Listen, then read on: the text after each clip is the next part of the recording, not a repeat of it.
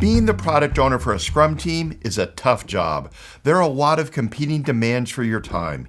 You need to keep stakeholders, customers, and users happy, all while being responsive to team members' questions about work in the current sprint. Oh, and you need to ensure the team has a steady stream of new work for future sprints. The job is a hard one, and that means product owners are bound to make some mistakes. Hi, I'm Mike Cohn, and I'm the author of 3 best-selling books on Agile and Scrum. I help teams succeed with Agile. In this video, I'm going to share 7 mistakes you'll make as a product owner and what you can do about them. Interrupting a sprint with new work is the first of 7 mistakes product owners commonly make. Sprints are supposed to be protected time boxes. As good product owners, we tell the team that what they work on will not change after a sprint has been planned.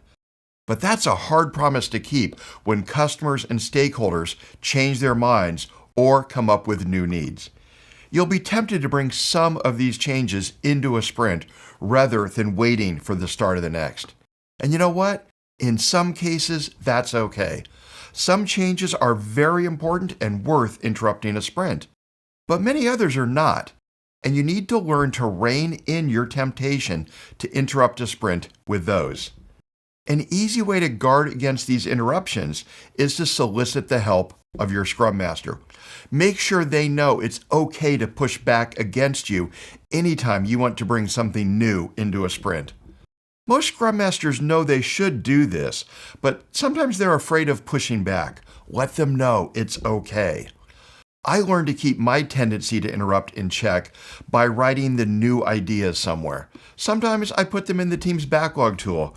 Other times I'd write an email and schedule it to send to myself the day before sprint planning so I'd remember to bring that new idea up. Getting the idea out of your head is often enough.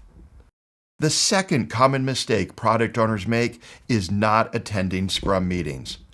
While the Scrum Guide says it's not mandatory for product owners to attend daily Scrum meetings, the best product owners make every effort to participate whenever possible.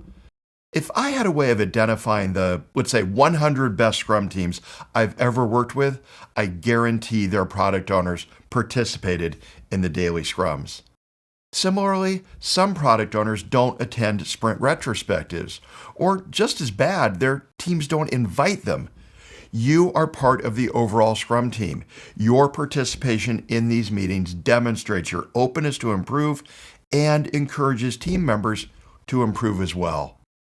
Many product owners make the third mistake, telling the team how to build whatever they've been asked to deliver. As a product owner, your job is to tell the team what you need. It's the developer's job to figure out how to fulfill your request. Suppose your company plans to offer a pool table that will help players learn exactly where to aim. You tell the team that's what you want. They decide the best way to do that. Perhaps it's with a series of LED lights around the edge of the table. Perhaps it's a voice command saying left, left, left until the cue is aimed perfectly. You can avoid telling a team how by considering each product backlog item or goal you give a team. For each, ask yourself if you've left the team multiple ways in which they can fulfill the goal. As a product owner, your job is defining products or solutions that make people happy. You probably like saying yes to their requests, but many product owners do not say no often enough, which is the fourth of the common mistakes product owners make. For every request you say yes to, you are saying no to some other request. This can be particularly bad because you're often saying no to a feature someone hasn't requested yet. Customers, users, and others will continue to identify new needs. If you've already committed the team's time, you are implicitly saying no to unidentified requests. Be careful on how far ahead you commit what a team will work on.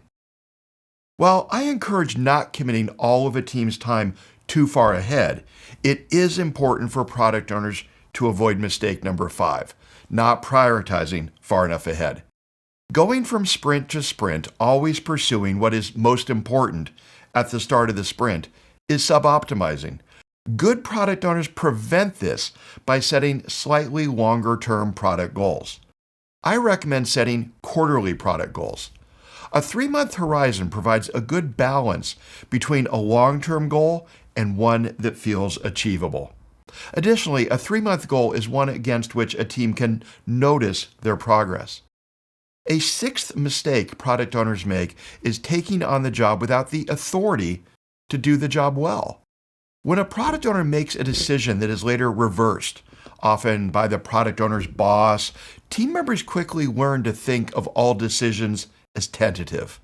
If you find yourself in this situation, you obviously need to have a conversation with your boss or whoever is overruling you. To structure that conversation, prepare by writing various product owner responsibilities, each on its own sticky note. You can also use any of the virtual whiteboarding products. Write things like prioritize the backlog, determine release dates, provide feedback on implemented features, and so on. Then collaboratively separate the items into piles of yours, theirs, and shared. Achieving this clarity of your responsibilities will often result in gaining more of the authority you need to fully succeed as a product owner. The 7th and final mistake is not listening enough to feedback. As a product owner, it's easy to get overly attached to your vision for whatever you're building. You need instead to listen to customers, users, stakeholders, and your developers too. You don't need to do everything any of them suggest. Remember the mistake of not saying no often enough. But good products become great when product owners listen to feedback.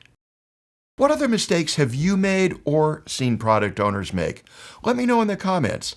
I read every comment and I plan to make new videos about some of the problems you mentioned. This video is part of a 3-part series. Be sure to check out the 7 mistakes Scrum Masters and team makes by clicking the links. Don't forget to subscribe so you don't miss out on future tips to help you succeed with Agile.